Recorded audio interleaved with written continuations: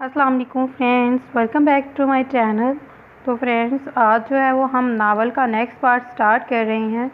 तो कोशिश करेंगे कि ये पार्ट लास्ट ही कर दें और इसी में सारा जो है वो कंप्लीट कर दें।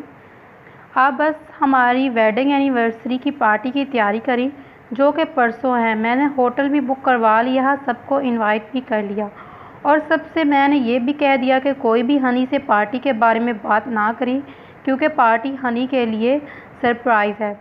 कैसा है फिर मेरा प्लान? पुरजोश और खुशी से भरपूर लहजे में इनसे मुखातिब हुआ। बहुत अच्छा है प्लान तुम्हारा, वैसे तुम दोनों एक जैसे ही हो जल्ले। वो मुस्कुराती हुई बोली। अच्छा बाप देखे हनी जाग तो नहीं रही या सो गई है? अगर सो गई तो मैं तब जाऊंगा इसके रूम में, क्योंकि अगर मैंने खुद को इसके सामने थोड़ा सा भी नरम शो किया तो मेरा प्लान कामयाब नहीं होगा। वो बेचैनी से बोला। अच्छा जाती हूँ। वो मुस्कुराती हुई हरूम के रूम में चली गई। वो सो रही है, इसने नींद की गोली खाई है, अब सुबह ही उठेगी, इसलिए इसे पता नहीं चलेगा। तुम जाओ इसके रूम में। हरूम के कमरे से आने के बाद फातिमा बेगम ने रूहान को आगाह किया।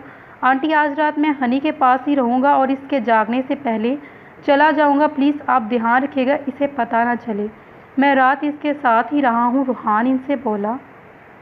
अच्छा ऐसा ही होगा, वो मुस्कुराते हुए बोली। वो मुस्कुराता हुआ हरूम के रूम में चला गया। रूहान कमरे में दाखिल हुआ, दरवाज़ा लॉक करते हुए बेड पर आकर बैठ गया।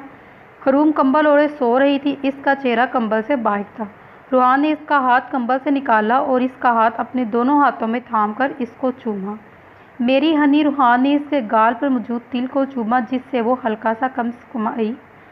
हरूम को अभी भी हल्का हल्का बुखार था। पता है तुमको कितना मिस कर रहा हूँ मैं। रूहान ने इसके नाक में नोज़ पिन को छुआ। रूहान इसके पास ही लेट गया और इस पर मौजूद कंबल अपने ऊपर भी ओढ़ लिया। फिर वो दीवानों की तरह इसका चेहरे पर एक एक नक्श को चूमने लगा।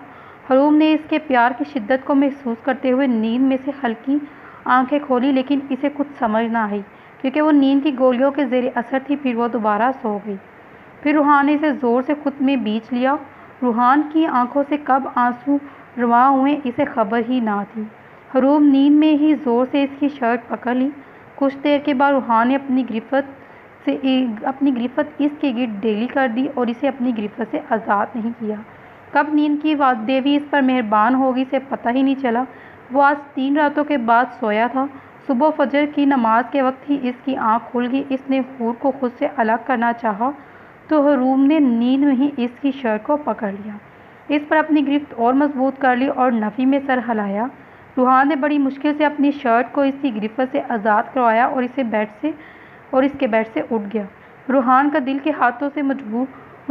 दिल इसे मजबूर कर रहा था वो ना जाए, पर इसे अपने प्लान को तकमील तक पहुंचाना था और इसकी पेशानी को चूमता हुआ अपने घर चला गया। मुझे ऐसा क्यों लग रहा है कि हानी सारी रात मेरे साथ रहा? मैंने सोते हुए इसका लम्स महसूस किया। सुबह उठते ही हरूम ने सोचा, बस बहुत हो गया, अब मैं और हानी के बारे में बगैर नहीं रह सकती। मैं अभी जाती हूँ इसके पास और इससे माफ़ी मांग लूँगी, इसे मना लूँगी। मुझे पता है मेरा हानी मुझे माफ़ कर देगा।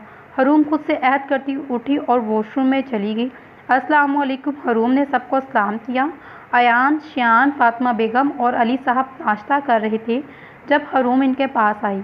वालेकुम सलाम, कैसी है मेरी बेटी? अब अली साहब ने इसकी तबीयत दरियाफ्त की। ठीक हो पापा, हरूम मुस्कुराते हुए बोली। वो इस वक्त खुश थी क्योंकि वो रूहान के पास जाने वाली थी।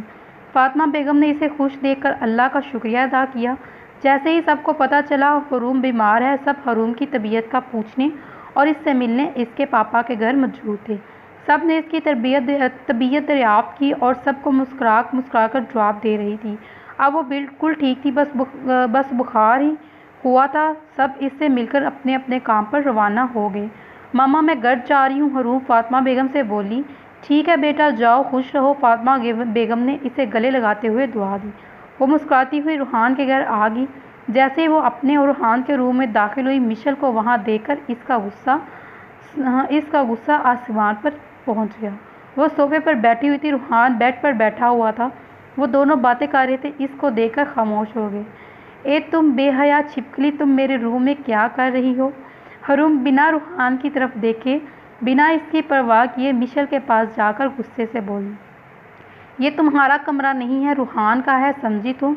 मिशेल सोफे से उठते हुए गुस्से से बोली और हरूम के मुकाबिल खड़ी होगी।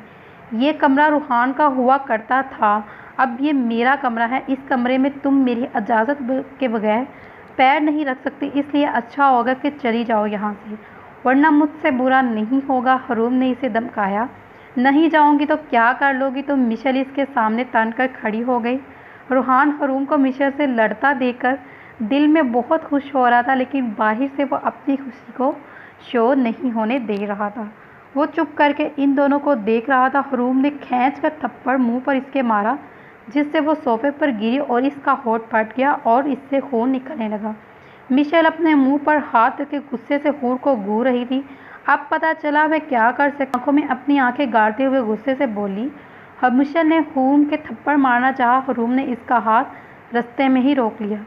ना ना ना, मुझ पर हाथ उठाने का सोचना भी मत, वरना मैं तुम्हारा वो हाल करूँगी तुम खुद को नहीं पहचान पाओगी। और हाँ, अब मुझे तुम हानि के आसपास भटकती हुई नज़र ना हो। बहुत मैंने तुम दोनों को बर्दाश्त कर लिया और नहीं करूँगी। अगर तुमने ऐसा किया तो अपने अंजाम की जिम्मेदार तुम खुद होगी। हरूम ने इसका हाथ मरोड़ते हुए इसको धमकी दी। मिशेल रोते हुए अपना हाथ छुड़वाने की कोशिश कर रही थी। चलो जाओ अब, और हाँ, हादिया से पूछ लेना मैं क्या चीज़ हूँ, वो तुम्हें तफसील से बताएगी। मेरे बारे में आती हूँ, मेरे बारे में जानने के बाद तुम बाज आ जाओगी, और अगर ना भी आई तो मुझे इसका भी हल पता है। मैंने तो बड़े बड़े सीधे कर दिए, तुम तो फिर एक नाजुक सी लड़की। और एक और बात, आज से तुम मुझे इस तरह की ड्रेसिंग में नज़र ना हो। हरूम ने इसकी स्लीव से शर्ट की तरफ इशारा किया। हरूम का गुस्सा और रोब मिशेल पर काम कर गया और वो आंसू साफ करती हुई वहाँ से चली गई। इसके जाने के बाद हरूम रूहान की तरफ मुड़ी। हानी, हरूम ने प्यार से इसे पुकारा। रूहान का दिल कर रहा था कि बोले कि हाँ मेरी जान बोलो, पर इसने कुछ ना कहा। रूम से जाने लगा, लेकिन हरूम ने इसका हाथ पकड़ लिया। क्या है रूहान? बेरुखी से अपना हाथ इसके हाथ से छुड़वाते हुए बोला। मुझे तुमसे बात करनी है। हरूम को इसका हाथ झटने पर दुख तो हुआ था, पर गलती भी तो इसी की थी, इसलिए वो दोबारा रूहान से मुखातिब हुई। पर मुझे तुमसे बात नहीं करनी, रूहान कहता हुआ रूम से जाने लगा, लेकिन हरूम इसके आगे खड़ी हो गई। रूहान ने गुस्से से इसकी तरफ देखा, हालांकि दिल इस वक्त खुशी से नाचने को कर रहा था, क्योंकि इसकी हनी जो वापस आ गई थी। सॉरी, मुझे तुमसे दूसरी शादी की बात नहीं करनी चाहिए थी, मैं गलत थी, प्लीज़ मुझे माफ़ कर दो। हरूम ने इसकी मिन्नत की और इससे माफ़ी मांगी। अब क्यों माफ़ी मांग रही हो? अब बच्चे नहीं चाहिए क्या? रूहान ने गुस्से से पूछा। बच्चे चाहिए? मैंने कौन सा ऐसा कहा कि मुझे बच्चे नहीं चाहिए? हरूम बोली।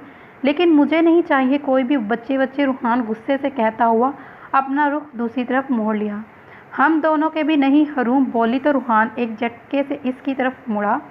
लेकिन हम दोनों के भी नहीं, हरूम बोली तो रूहान एक झटके से इसकी तरफ मुड़ा। क्या बोला है अभी तुमने? दोबारा बोलो, रूहान ने इससे पूछा। मैंने कहा हम दोनों के बच्चे भी नहीं चाहिए क्या तुम्हें? हरूम ने बहुत हिम्मत से ये अल्फाज अदा किए। इसको शर्म आ रही थी ये बात कहते हुए। इसका मतलब है तुम? रूहान ने अपनी बात अधूरी छोड़ दी। हाँ, आज से तुम्हें मुझ पर वो हक भी हासिल है जो मैंने आज तक तुमको नहीं दिया। सॉरी, प्लीज़ मुझे माफ़ कर दो, मुझे पता चल गया कि मैं गलत थी, मुझे तुमसे दूसरी शादी की बात नहीं करनी चाहिए थी। मैं तुम्हारे बगैर नहीं रह सकती और किसी को तुम्हारे साथ भी नहीं दे सकती। तुम सिर्फ मेरे हो, सिर्फ मेरे। मैं तुम्हें किसी और का होने नहीं दूंगी, प्लीज़ माफ़ कर दो। सॉरी, हरूम ने रोते हुए इसके आगे अपने हाथ जोड़ लिए। रूहान ने तड़प कर इसके दोनों हाथ पकड़े और इसके दोनों हाथ चूमे। रूहान की आंखों से आंसू बह रहे थे। मैं भला अपनी हनी से नाराज़ हो सकता हूँ क्या? रूहान ने इसका चेहरा अपने दोनों हाथों में भरा और दीवानों की तरह इसका एक एक नक्श चूम लिया, फिर इसे ज़ोर से खुद में बींच लिया। काफ़ी देर के बाद रूहान ने इसे खुद से अलग करना चाहा, पर हरूम इससे अलग नहीं होना चाहती थी। हनी, खड़ी खड़ी थक जाओगी, तुम्हारी तबीयत पहले ही ठीक नहीं, रूहान इससे खुद से अलग करने हुए बोला। हरूम इससे अलग हुई। कभी नाराज़ मत होना, गिले चाहे बहुत करना, कभी ऐसा जो हो जाए जिन्हें कहना ज़रूरी हो वो लफ्ज़ मुझसे खो जाएं। आना को बीच में मत लाना, मेरी आवाज़ बन जाना, कभी नाराज़ मत होना। हरूम ने बहुत बेजब से रूहान के ग्रे आंखों में देखते हुए कुछ अशार अदा किए। कभी भी नहीं होऊंगा मैं अपनी हनी से नाराज़। रूहान ने इसकी पेशानी पर अपने लब रख दिए। रूहान इसका हाथ पकड़ते हुए बेड तक लाया।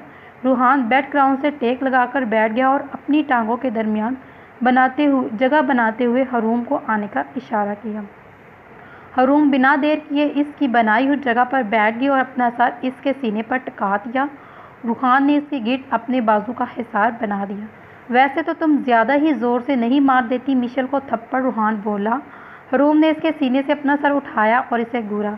तुम इसकी हमायत ना करो हानी, इसके साथ ऐसा ही होना चाहिए। वो क्यों आ रही थी मेरे और तुम्हारे दरमियान? वैसे कोई था जिसने मुझे मशवरा दिया था कि मैं मिशेल से शादी कर लूँ। रूहान आंखों में शरारत लिए बोला और साथ में मुस्कुरा भी रहा था, जिससे इसका डिम्पल मधु हुआ।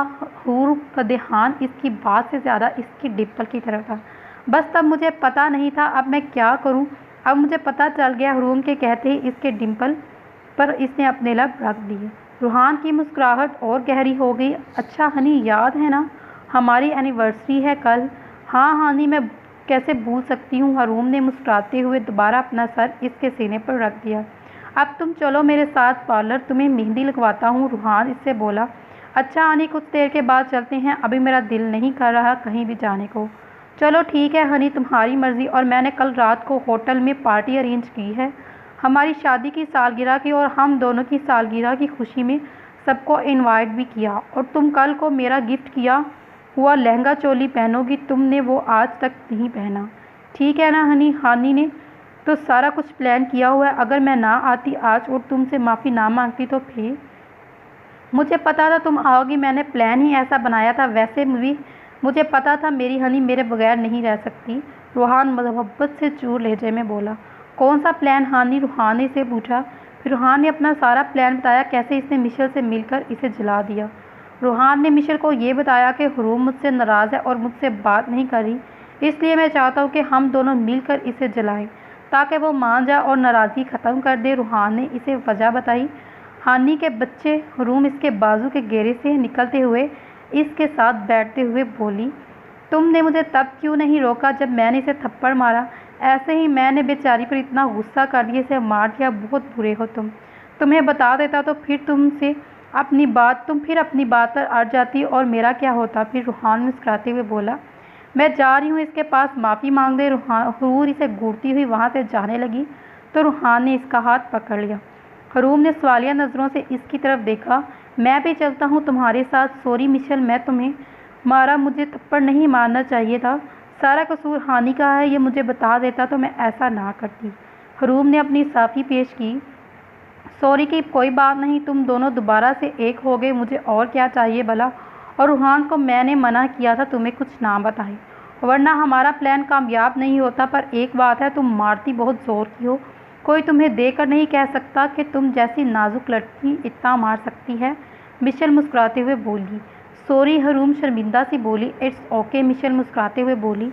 मारती तो हनी बहुत ज़ोर से है, मुझे भी एक थप्पड़ मारा था हनी के हाथों से, रूहान मुस्कुराते हुए बोला। बाकी में रूहान, तुम्हें भी थप्पड़ पड़ा हरूम से? मिशेल हैरानगी से बोली। हाँ, मैंने जब हनी से रुखसती की बात की तो इसने गुस्से में सबके सामने एक थप्पड़ मुझ पर टिका दिया, पर मैंने भी इसे मना कर ही दम लिया और फिर हमारी शादी हो गई। रूहान हंसते हुए बता रहा था और मिशेल भी हंस रही थी। हनी, हरूम ने एहतजाज किया। ओके मिशेल, मुझे हनी को मार्केट लेकर जाना है, हम चलते हैं, रूहान मुस्कुराते हुए बोला। ओके ठीक है, मिशेल बोली। फिर रूहान इसे मेहंदी लगवाने पार्लर ले गया। हानी, तुमने ये क्या किया? हाथों के साथ साथ मेरे पैरों पर भी मेहंदी लगवा दी। अब मैं चलूँगी कैसे? हरूम इस वक्त पार्लर में मौजूद थे, जबकि रूहान गाड़ी में मौजूद था और इसके बाहर आने का इंतज़ार कर रहा था।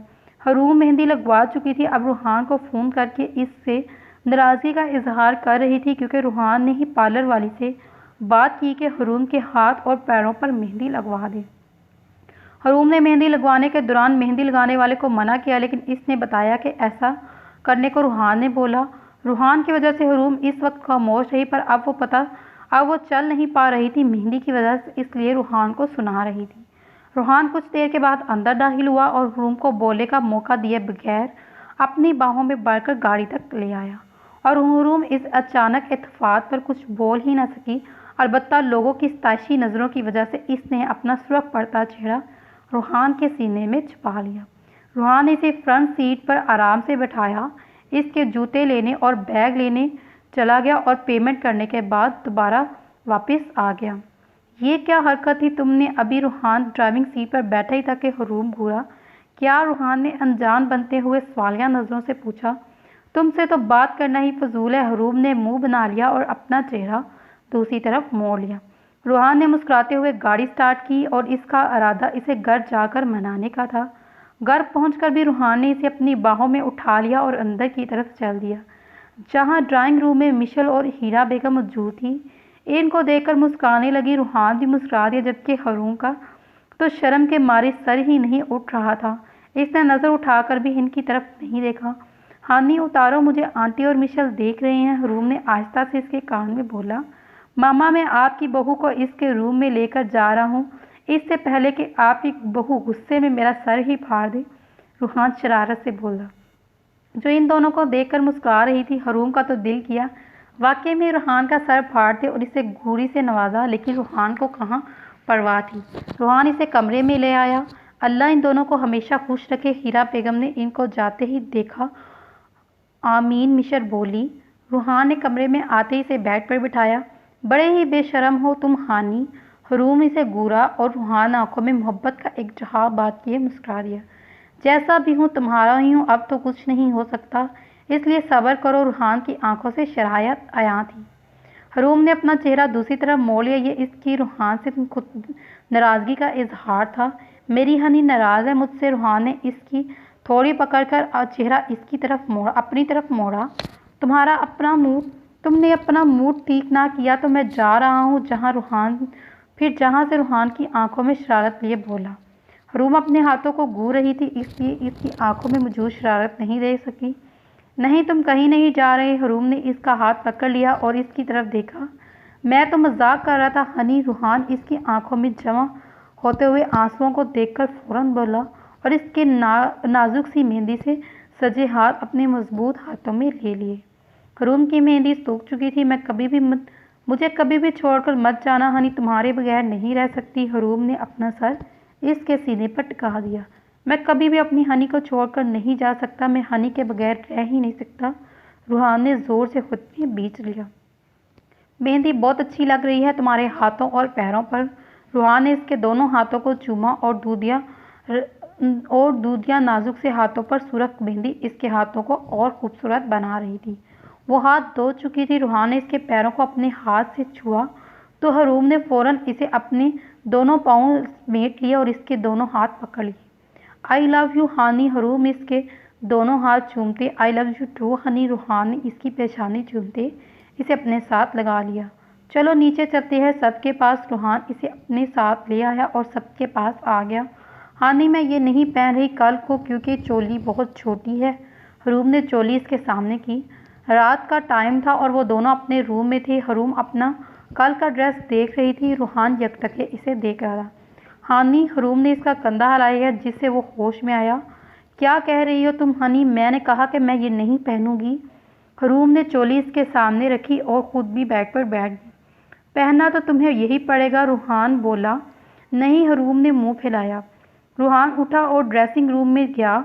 वापसी पर इसके हाथ में गोल घेरे वाली टी-पिंक कलर की कुर्ती थी, बिल्कुल चोली जैसी रंग और काम वाली। ये लो, ये पहन लेना, ये मेरी एक शर्त है। रूहान इसके पास बैठ गया। कौन सी शर्त? हरूम ने सवालिया नज़रों से देखा। ये कुर्ती तुम सबके सामने पहनोगी और फंक्शन के बाद तुम ये चोली पहनोगी, तभी मैं ये कुर्ती तुम्हें दूंगा, वरना नहीं। रूहान ने अपना हाथ जिसमें कुर्ती थी पीछे किया। ठीक है। हरूम ने हामी भरी, क्योंकि रूहान पहली बार इससे फरमाइश कर रहा था। वो भला कैसे मना कर सकती थी। रूहान ने चोली इसको दे दी। चलो अब इन्हें अलमारी में रख दो, आओ फिर सोना भी है, काफ़ी रात हो गई। रूहान के कहने पर वो सर हिलाती हुई ड्रेसिंग रूम में चली गई। जब वो वापस आई तो रूहान को अपनी जगह पर लेटा हुआ पाया। हरूम इसके पास आई और इसके सीने पर सर टिकाकर लेट गई। रूहान ने इसके गिर्द अपने बाहों का हिसार बना दिया और अपना सर इसकी सर पर टिका दिया। जल्द ही नींद की वादी इन दोनों पर मेहरबान हो गई। हरूम और रूहान ने केक काटा और सबने इनको मुबारकबाद दी। आज इनकी वेडिंग एनिवर्सरी और इन दोनों की सालगिरह का दिन था। इस वक्त सब होटल में थे। टी पिंक कलर की कुर्ती, पीच कलर का लहंगा और दुपट्टा, सर पर ओढ़े नफासत से किए गए मेकअप जो कि रूहान ने अपने हाथों से किया था, जन्नत से उतरी हुई हूर लग रही थी। रूहान भी किसी से कम नहीं लग रहा था। टेपिंग कलर की शर्ट और वाइट नैरो पैंट में नफासत से सेट किए हुए ब्राउन बालों के साथ किसी रियासत का शहजादा लग रहा था। इनकी जोड़ी सूरज और चांद की जोड़ी को भी मात दे रही थी। सबकी सताशी नजरें इन पर ही थी। रूहान ने हूर के लिए सुनो ना संगे मरमर गाना की धुन प्ले की। हरूम आंखों में प्यार समाई यकटके से देख रही थी। हरूम ने रूहान से वायरल लिया और इसी गाने की धुन का बकाया हिस्सा प्ले कर दिया। रूहान मोहब्बत से इसे देख रहा था जो इसकी जान थी। हरूम भी इसे देख रही थी। रूहान ने इससे वायरल लिया मेरी हनी के लिए इसके हानि की तरफ से। रूहान आंखों में मोहब्बत का जहां बात किए माइक में बोला। रूहान ने फिर से इसी गाने की धुन बजाई और साथ ही गाने की कुछ लाइन बनाई। कुछ लाइन जो है वो गाने लगा। सब रश्क से हूर को देख रहे थे जिसको इतना चाहने वाला शौहर मिला। सब ने तालियां बजाकर रूहान को दाद दी। मिशेल को कब से अपने ऊपर किसी की सताइशी नज़र महसूस हो रही थी। इसने इर्द गिर्द देखा तो किसी को अपनी तरफ पाया। मिशेल के देखते ही इसने अपनी नज़रों का जाविया बदल दिया।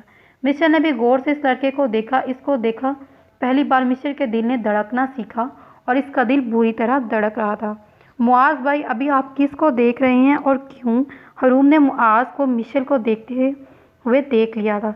किसी को भी नहीं, वो साफ मुकर गया। अगर आप मुझे बता दें तो मैं आपकी मदद कर सकती हूँ। और वैसे भी मैंने देख लिया आप मिशेल को देख रहे थे। हरूम मुस्कुराते हुए बोली। इसका नाम मिशेल है? मुआज ने पूछा। हाँ, इसका नाम मिशेल है और हानी की खाला की बेटी है। लंदन से आई है कुछ दिन पहले ही। हरूम ने इसकी मालूमात में इजाफा किया। अगर आप कहें तो मैं बात करूं फिर हीरा आंटी से और आपके अम्मी अब्बू से, आप और मिशेल के बारे में। हरूम ने सवालिया नज़रों से देखा। हरूम, तुम वाकई में पुलिस वाली हो, हर बात जान लेती हो, तुमसे तो कुछ भी छुप नहीं पाता। अगर तुम मेरी मदद करोगी तो मैं सारी ज़िंदगी तुम्हारा एहसानमंद रहूँगा।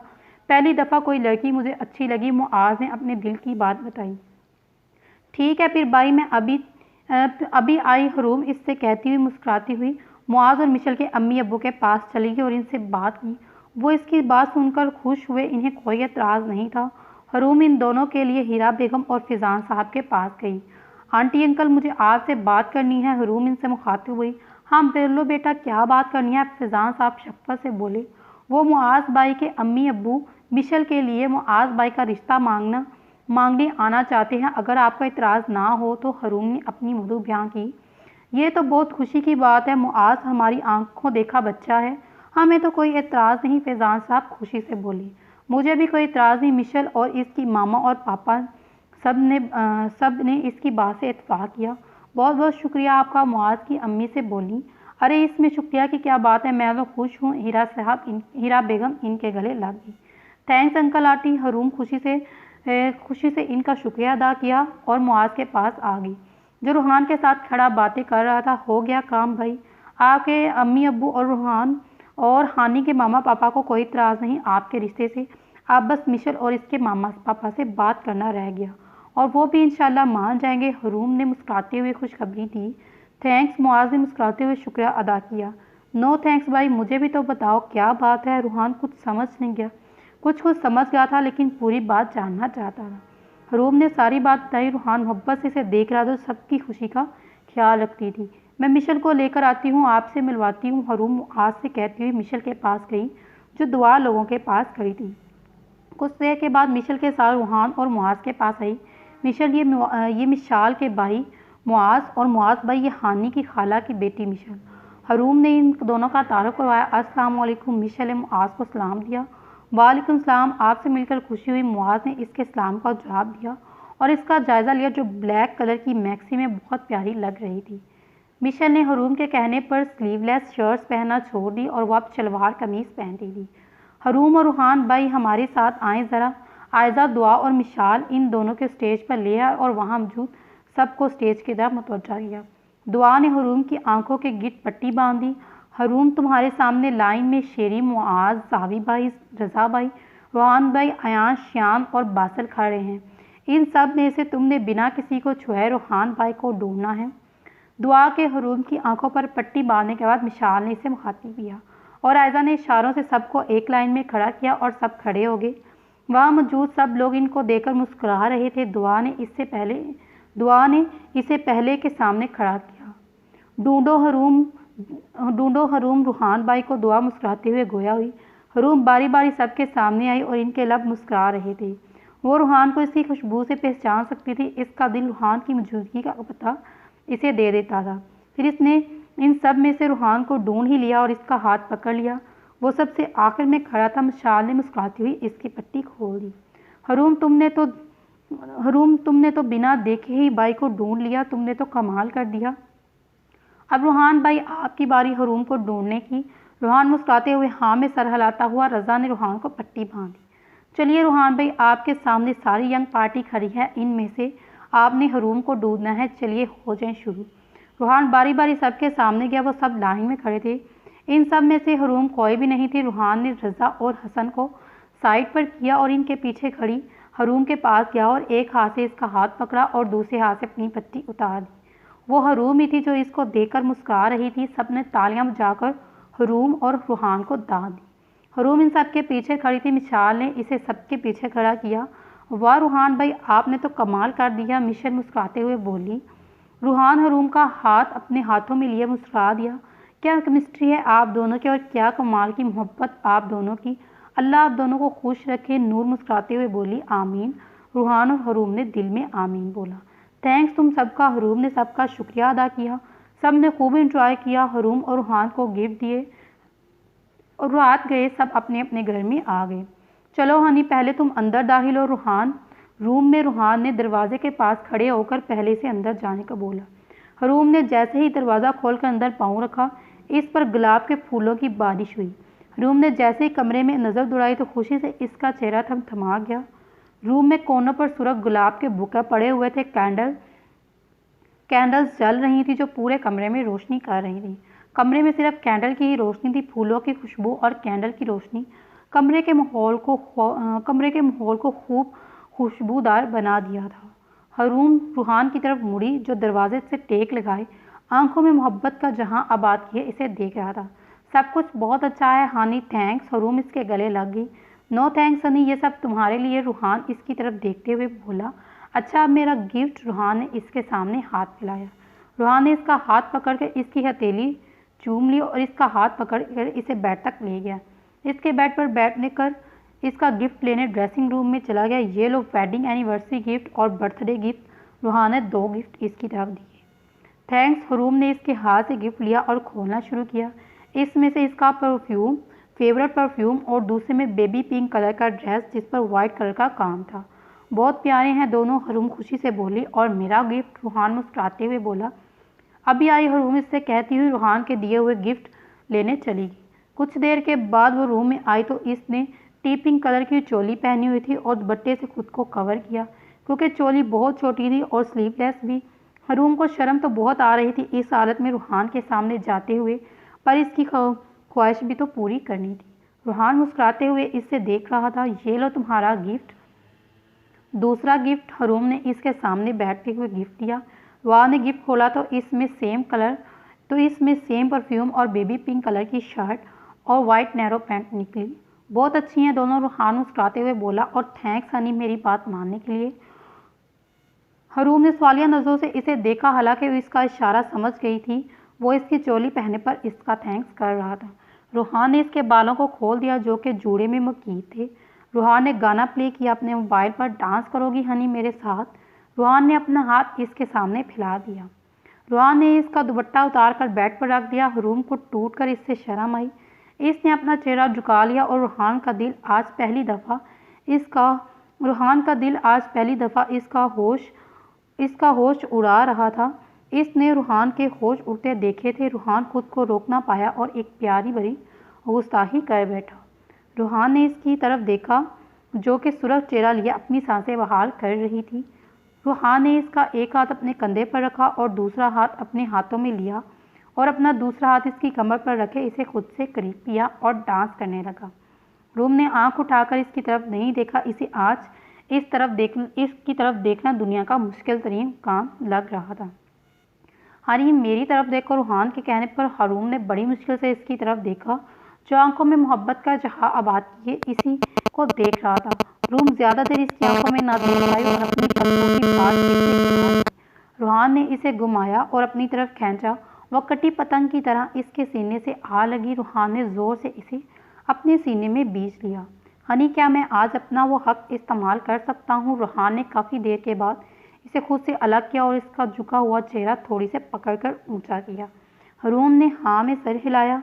रूहान ने इसे अपनी बाहों में भरे बेड तक ले आया और इसे लिटाकर रूहान ने सारी कैंडल बुझा दी। आज इनकी मिलन की रात थी, जिस पर आज की रात और चांद भी खुश था। सुबह रूहान की आंख खुली तो हमेशा की तरह हूर को पुरसकून अपनी बाहों में सोते हुए पाया। हनी, रूहान ने इसके बाल में उंगलियां चलाते हुए प्यार से पुकारा। हरूम बोली, उठ जाओ नहीं तो नमाज रह जाएगी। अच्छा। हरूम ने बंद आंखों से कहते ही इसके सीने से अपना सर टिका दिया और अपना सर तकिए पर लिटा दिया। रूहान इसे देखकर मुस्कुरा दिया। मैंने उठने का बोला था हनी, दोबारा सोने का नहीं। रूहान इसकी तरफ झुकते हुए बोला। अच्छा तुम जाओ, मैं उठ जाऊंगी। हरूम ने आंखें खोलकर इसकी तरफ देखा। हरूम की आंखों में नींद का खुमार अभी भी मौजूद था। रूहान ने इसकी दोनों आंखों को चूम लिया, जिससे हरूम होश में आई और इसकी नींद रफू चक्कर हो गई। नई जिंदगी की पहली सुबह मुबारक हो हनी। रूहान ने इसके कान में सरगोशी की और इसके कान की लूट चूम ली। तुम्हें भी मुबारक हो हनी। हानी, हरूम ने बड़ी मुश्किल से ये अल्फाज अदा किए। रूहान की कुर्बत इसके दिल की धड़कन को तेज कर दी और गुजरती हुई रात जो इसने रूहान की कुर्बत में गुजारी, इसका सोचकर हरूम सुरख पड़ गई। ये उड़ी उड़ी रंगत, ये बिखरी बिखरी जुल्फे, तेरी सुबह कह रही है बीती रात का फसाना। रूहान ने इसके सुरख पड़ते चेहरे से बाल हटाते हुए शेर पढ़ा, जिससे हूर की रही सही हिम्मत भी जवाब देगी और इसकी नज़र रूहान की तरफ से उठ नहीं पा रही थी और ना ही आज इसकी ज़ुबान इसका साथ दे रही थी और वो अपने लग कुचलने लगी। इन्हें क्यों तकलीफ़ दे रही हो? रूहान ने इसके होठों को अपने लबों से छुआ। रूहान मुस्कुराते हुए इसकी पेशानी चूमते हुए बेड से उठ गया। वो हरूम की जान को और मुश्किल में डालना नहीं चाहता था और वॉशरूम में घुस गया। इसके जाते ही हरूम ने लंबा सांस लिया और ख़ुद को नॉर्मल करने की कोशिश की। बीती हुई रात का सोचकर इसके होठों पर शर्मीली मुस्कुराहट ने घर बना लिया और खुश थी, बहुत खुश थी। रूहान के वॉशरूम से बाहर आते ही वो वॉशरूम में घुस गई। इन दोनों ने मिलकर फजर की नमाज अदा की। रूहान नमाज पढ़ने के बाद बेड पर बैठ गया और हरूम अपने गीले बाल सुलझाने लगी। रूहान यकटके से देख रहा था, जो निखरी निखरी सी लग रही थी। रूहान उठकर इसके पास आया और पीछे से अपने हिसार में बना लिए और इसकी गर्दन पर मौजूद तिल को चूम लिया। हरूम को अपने जिस्म में करंट दौड़ता हुआ महसूस हुआ।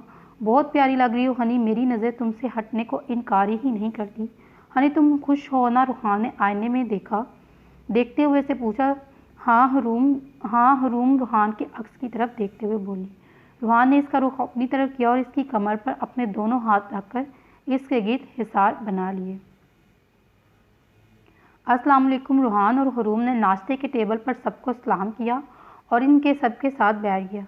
सब ने इनके सलाम का जवाब दिया। मेरे पास आप सबके लिए खुशखबरी है, हीरा बेगम मुस्कुराते हुए बोली। कौन सी खुशखबरी आंटी? हरूम ने इस्तफारा किया। मिशेल और इसके मामा पापा को मेरे से बात हुई और इन्हें कोई मसला नहीं है इस रिश्ते से। मिशेल की शादी की डेट भी फिक्स कर दी है। इन्होंने मुस्कुराते हुए खुशखबरी दी। बहुत बहुत मुबारक हो मिशेल। हरूम ने इसे गले लगाते हुए मुबारकबाद दी। नाश्ते के बाद सब अपने अपने कामों पर चले गए। हरूम और रूहान कमरे में गए। हानि, मैं पुलिस स्टेशन जा रही हूँ, पहले ही छुट्टियाँ हो गई। हरूम तैयार होते हुए बोली। ठीक है जाओ, 1 माह की छुट्टियाँ लेकर आना। रूहान के बोलने पर हैरानगी से देखा। 1 माह की छुट्टियाँ किस लिए? इसलिए क्योंकि हम 1 माह कल दोपहर की फ़्लाइट से लंदन जा रहे हैं।